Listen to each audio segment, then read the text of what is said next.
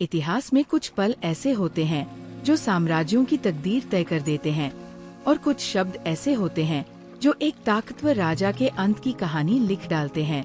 ये कहानी एक ऐसे ही पल की है, एक आकाशवाणी की, जिसने मथुरा के क्रूर शासक कंस के दिल में ऐसा डर भर दिया कि वो खुद ही अपनी मौत का सबसे बड़ा कारण बन गया। तो आखिर क्या थी वो आकाशवाणी, और कैसे इसने एक ऐसे दिव्य बच्चे के जन्म का रास्ता तैयार किया जिसे इस दुनिया को कंस के आतंक से आजाद कराना था। ये बात है द्वापर युग की, जब धरती पर पाप का बोझ बढ़ चुका था, धर्म की नींव कांप रही थी और अधर्म अपने चरम पर था। तब एक आवाज गूंजी थी। ये आवाज किसी इंसान की नहीं थी, ये सीधे आसमान से आई थी, और इसने एक ऐसे चक्र को जन्म दिया जिसका अंत एक महान उद्धार से होना था। ये सिर्फ एक भविष्यवाणी नहीं थी, ये एक चुनौती थी, एक चेतावनी थी, और एक ऐसा सच थी जिसे टाला नहीं जा सकता था। तो चलिए जानते हैं आकाशवाणी का वो रहस्य जिसने क्रूर राजा कंस का अंत लिखा। द्वापर युग का वो दौर था जब धरती अन्याय और अत्याचार से कराह रही थी। पौराणिक कथाओं के अनुसार पृथ्वी ने गाय का रूप धरकर अपनी पीड़ा की कहानी सुनाने के लिए पहले देवों के राजा इंद्र और फिर सृष्टि के रचयिता ब्रह्मा जी से गुहार लगाई। ब्रह्मा जी सभी देवताओं को साथ लेकर क्षीर सागर पहुँचे, जहाँ सृष्टि के पालनहार भगवान विष्णु विश्राम करते हैं। वहाँ उन्होंने भगवान विष्णु से प्रार्थना की कि वे धरती को इस बोझ से मुक्त करें। भगवान विष्णु ने उन्हें भरोसा दिलाया कि वे जल्द ही पृथ्वी पर जन्म लेंगे और अधर्म का नाश करके धर्म की फिर से स्थापना करेंगे। इस पूरे घटनाक्रम का केंद्र बनने वाली थी शूरसेन जनपद की राजधानी मथुरा। उस समय मथुरा पर राजा उग्रसेन का राज था, जो एक इंसाफ पसंद और अपनी प्रजा से प्रेम करने वाले राजा थे। लेकिन उनके अपने ही बेटे कंस की ख्वाहिशें बहुत बड़ी और खतरनाक थीं। कंस बेहद ताकतवर था। उसने मगध के सम्राट जरासंध की 2 बेटियों अस्ति और प्रास्ति से शादी करके अपनी ताकत और बढ़ा ली थी। इस नए गठबंधन से मिले बल के नशे में चूर कंस ने वो कर दिखाया जिसकी किसी ने कल्पना भी नहीं की थी। उसने अपने ही पिता राजा उग्रसेन को जबरदस्ती सिंहासन से हटाकर जेल में डाल दिया और खुद को मथुरा का राजा घोषित कर दिया। कंस का शासन मथुरा के लिए एक अंधेरे दौर की शुरुआत थी। वह एक बेरहम और निर्दयी शासक था। उसकी ताकत का खौफ इतना था कि कोई भी उसके खिलाफ आवाज उठाने की हिम्मत नहीं करता था। उसके जुल्मों से देवता भी कांपते थे।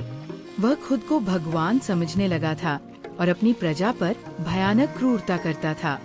मथुरा की गलियों से हंसी और उत्सव गायब हो चुके थे। उनकी जगह डर और सन्नाटे ने ले ली थी। हर कोई एक मसीहा का इंतजार कर रहा था, कोई ऐसा जो उन्हें कंस के आतंक से छुटकारा दिला सके। पर उन्हें ये नहीं पता था कि उनके उद्धार की कहानी कंस के सबसे करीबी इंसान से ही शुरू होने वाली थी।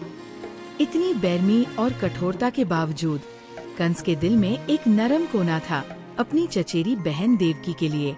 देवकी राजा देवक की बेटी थी और कंस उन्हें अपनी सगी बहन से भी ज्यादा चाहता था। जब देवकी की शादी यदुवंशी शूरवीर वासुदेव से तय हुई तो कंस ने इस शादी का जश्न बहुत धूमधाम से मनाया। उसने अपनी प्यारी बहन की खुशी में कोई कमी नहीं आने दी। शादी की रस्में पूरी हुई और जब देवकी की विदाई का वक्त आया तो कंस का प्यार इतना उमड़ा कि उसने सारथी को हटाकर खुद अपनी बहन का रथ हाँकने का फैसला किया। मथुरा की सड़कें जश्न में डूबी थी। लोग अपनी नई राजकुमारी और राजकुमार को देखकर खुश हो रहे थे। कंस गर्व से रथ चला रहा था। अपनी बहन को खुश देखकर उसका दिल भी खुश था। वासुदेव और देवकी आने वाले खूबसूरत कल के सपने देख रहे थे। सब कुछ बिल्कुल सही था। और फिर अचानक कुछ ऐसा हुआ जिसने इतिहास का रुख हमेशा के लिए बदल दिया। जैसे ही रथ मथुरा की सीमा से बाहर निकलने वाला था, आसमान में जोर से बिजली कड़की और बादलों की गड़गड़ाहट के बीच एक गूंजती हुई दिव्य आवाज ने सबको चौंका दिया। ये एक आकाशवाणी थी। अरे मूर्ख कंस, जिस बहन को तू इतने प्यार से विदा कर रहा है, उसी देवकी की 8वीं संतान तेरी मौत की वजह बनेगी। उसका 8वां बेटा ही तुझे मारेगा। ये शब्द किसी हथौड़े की तरह कंस के कानों पर पड़े। एक पल पहले जहाँ प्यार और खुशी थी, वहाँ अब सिर्फ डर, गुस्सा और धोखे का एहसास था। उसका चेहरा सफेद पड़ गया। उसकी आंखों में प्यार की जगह नफरत की आग जलने लगी। जिस बहन पर वह जान छिड़कता था, अब वही उसे अपनी मौत की जीती जागती वजह नजर आने लगी। भविष्यवाणी ने उसके घमंड को चकनाचूर कर दिया था और उसके अंदर के राक्षस को पूरी तरह से जगा दिया था। प्यार का वो रथ अब मौत का रथ बन चुका था और उसका सारथी खुद कंस था। आकाशवाणी सुनते ही कंस की सोचने समझने की शक्ति खत्म हो गई। डर ने उसकी अक्ल पर पर्दा डाल दिया था। जिस हाथ से वह रथ की लगाम पकड़े हुए था, उसी हाथ ने अपनी म्यान से तलवार निकाल ली। एक ही झटके में वह अपनी प्यारी बहन देवकी के बाल पकड़कर उसे मारने के लिए तैयार हो गया। वह उस जड़ को ही खत्म कर देना चाहता था जहां से उसकी मौत पैदा होने वाली थी। ये डरावना नजारा देखकर वासुदेव हैरान रह गए। उन्होंने तुरंत कंस के सामने हाथ जोड़कर विनती की, हे कंस, आप शूरवीरों में सबसे महान हैं। इस बेचारी औरत पर हाथ उठाकर आपको क्या हासिल होगा? ये तो आपकी छोटी बहन जैसी है। इसकी मौत से आपको कुछ नहीं मिलेगा। आकाशवाणी ने इसकी संतान से आपको खतरा बताया है, देवकी से नहीं। लेकिन कंस पर इसका कोई असर नहीं हुआ। वो डर में अंधा हो चुका था। उसे सिर्फ अपनी मौत दिखाई दे रही थी। जब वासुदेव ने देखा कि विनती का कोई फायदा नहीं हो रहा, तो उन्होंने आखिरी दाव खेला। उन्होंने एक ऐसा वादा किया जो किसी भी पिता के लिए करना लगभग नामुमकिन है।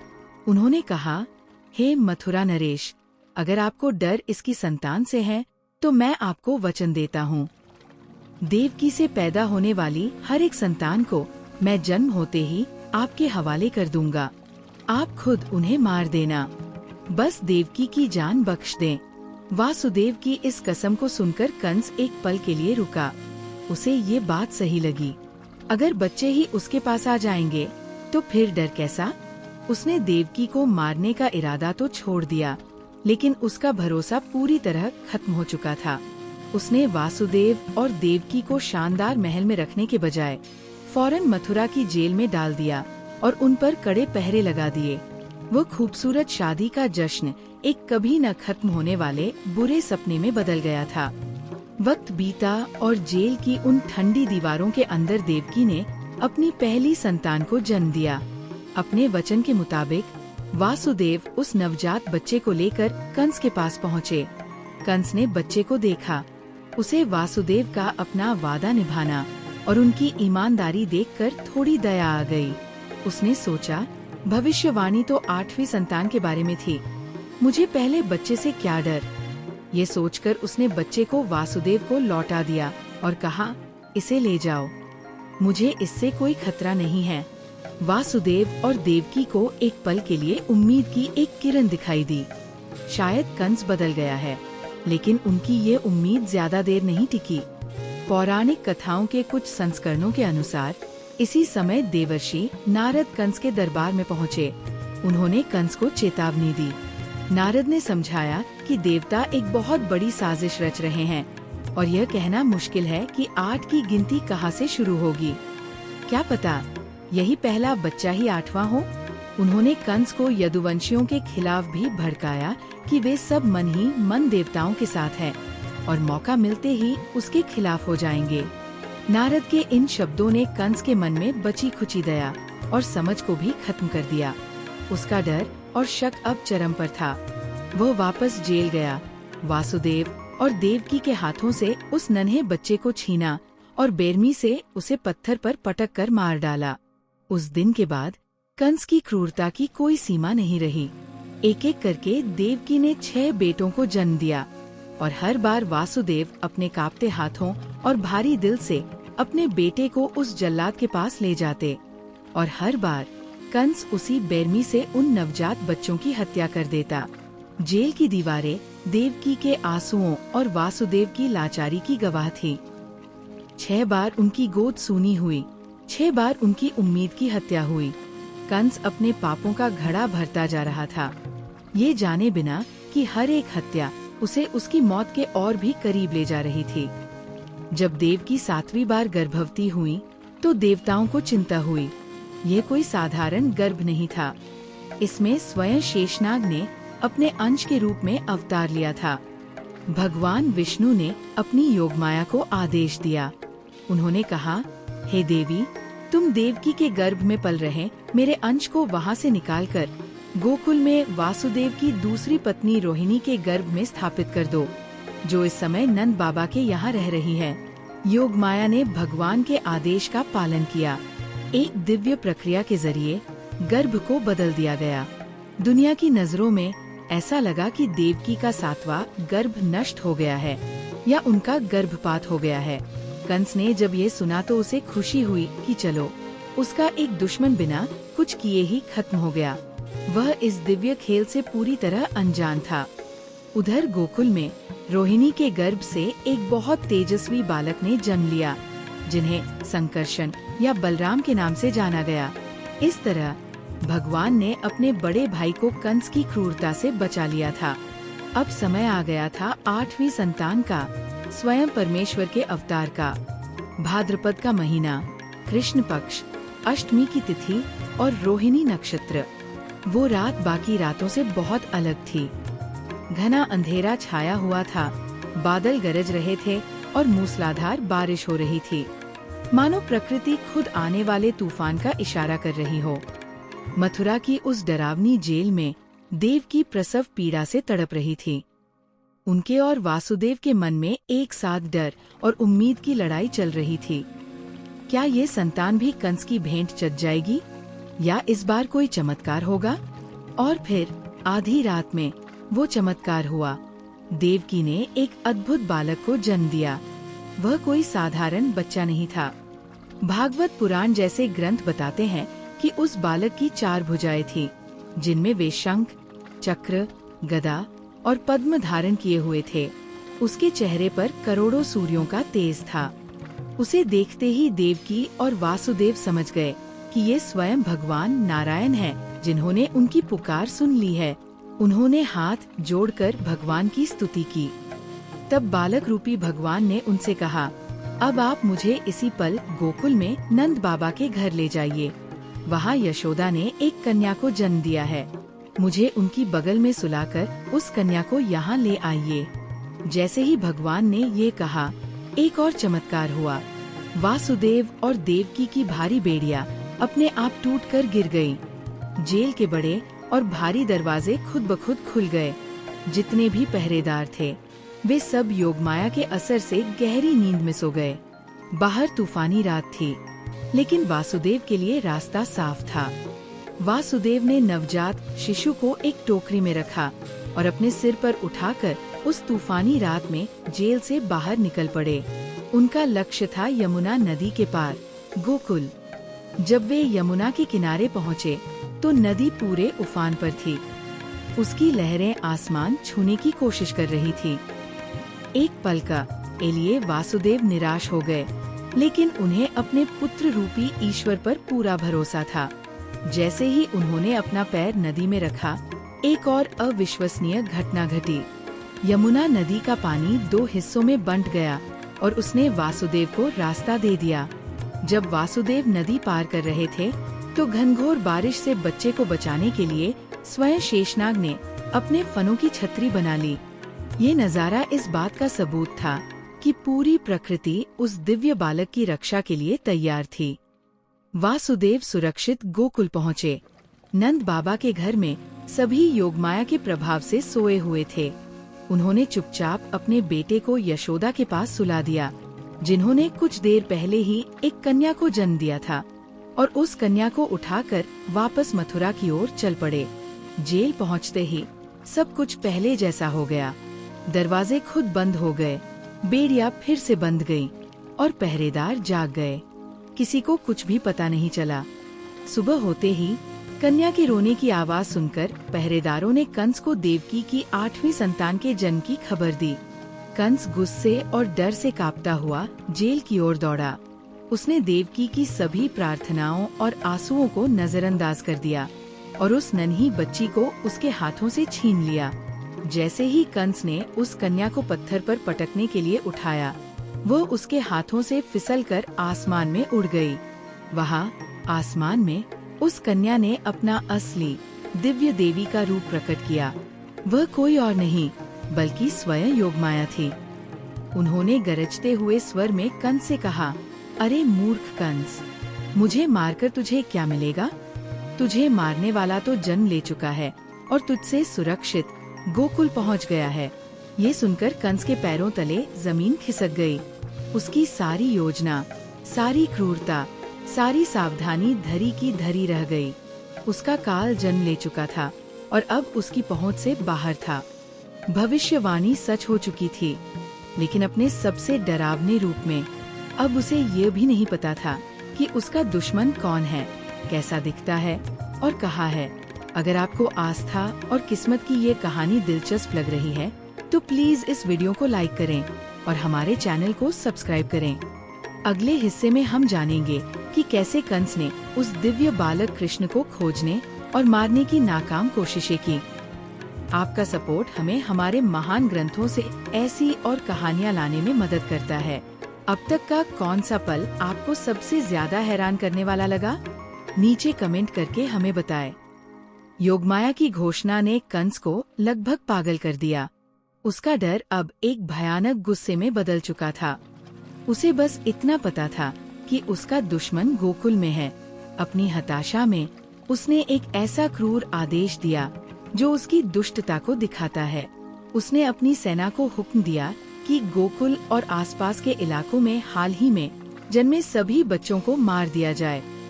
लेकिन उसका असली ध्यान उस दिव्य बालक को खोजने पर था। इसके लिए उसने अपने सबसे ताकतवर और मायावी राक्षसों को एक एक करके गोकुल भेजा। सबसे पहले उसने पूतना नाम की राक्षसी को भेजा। पूतना एक सुंदर औरत का रूप धर सकती थी। उसने अपने स्तनों पर जहरीला लेप लगाया और एक ममतामयी माँ का भेष बनाकर कृष्ण को दूध पिलाने के बहाने मारने के लिए गोकुल पहुँची। लेकिन वो नहीं जानती थी कि वह किसे मारने आई है। बालक कृष्ण ने दूध पीने के साथ साथ उसके प्राण भी खींच लिए और पूतना अपने विशाल भयानक असली रूप में जमीन पर आ गिरी। कंस हैरान था, पर उसने हार नहीं मानी। उसने शक्टासुर नाम के राक्षस को भेजा, जो एक गाड़ी या छकड़े का रूप ले सकता था। वह उस पालने के ऊपर आकर खड़ा हो गया जिसमें कृष्ण सो रहे थे, ताकि उन्हें कुचल सके। लेकिन नन्हे कृष्ण ने सिर्फ अपने पैर के एक हल्के से स्पर्श से उस भारी गाड़ी के टुकड़े टुकड़े कर दिए। इसके बाद आया तृणावर्त यानी बवंडर का राक्षस। उसने एक विशाल बवंडर का रूप लिया और कृष्ण को उड़ाकर आसमान में ले गया। लेकिन कृष्ण ने अपना वजन इतना बढ़ा लिया कि तृणावर्त उन्हें संभाल नहीं सका और बालक कृष्ण ने आसमान में ही उसका गला घोंटकर उसका अंत कर दिया। कंस ने जितने भी राक्षस भेजे, चाहे वो कितने ही शक्तिशाली क्यों न हो, वे सब उस नन्हे बालक के हाथों मोक्ष को प्राप्त हुए। हर एक नाकामी कंस के डर को और भी गहरा करती जा रही थी। उसे अब यकीन हो गया था कि गोकुल में पल रहा वह बालक कोई साधारण इंसान नहीं, बल्कि साक्षात उसका काल ही है। तो आखिर वो आकाशवाणी क्या थी? क्या ये सिर्फ भविष्य की एक सूचना थी या कुछ और? अगर गहराई से देखें तो आकाशवाणी सिर्फ एक भविष्यवाणी नहीं थी, ये एक उत्प्रेरक थी, एक कैटलिस्ट। इसी आकाशवाणी ने कंस के मन में डर का वो बीज बोया, जिसने उसे क्रूरता की हर हद पार करने पर मजबूर कर दिया। अगर वह आकाशवाणी न होती तो शायद कंस देवकी और वासुदेव को कभी जेल में न डालता। अगर वो इतना डरा हुआ न होता तो वह उन मासूम बच्चों की हत्या न करता। उसके हर एक पाप ने, हर एक जुल्म ने भगवान के अवतार लेने के मकसद को और भी मजबूत किया। कंस ने अनजाने में खुद ही अपने विनाश की स्क्रिप्ट लिखी। वह अपनी किस्मत को टालने की जितनी कोशिश करता गया, किस्मत उतनी ही तेजी से उसके करीब आती गई। आकाशवाणी ने उसे नहीं मारा, उसे उसके अपने डर, उसके अपने घमंड और उसके अपने कर्मों ने मारा। ये कथा हमें सिखाती है कि भाग्य केवल वह नहीं है जो हमारे लिए लिखा गया है, बल्कि भाग्य वह भी है जिसे हम अपने कर्मों, अपने डर और अपने विश्वास से बनाते हैं। कंस ने डर का रास्ता चुना और वह उसे विनाश तक ले गया। वहीं वासुदेव और देवकी ने विश्वास का रास्ता चुना और वह उन्हें और पूरी दुनिया को मुक्ति तक ले गया। कंस के अंत की कहानी इसी शाश्वत सत्य का सबसे बड़ा प्रमाण है। नियति और कर्म के इस चक्र पर आपके क्या विचार हैं? अपनी राय कमेंट्स में जरूर शेयर करें। देखने के लिए धन्यवाद।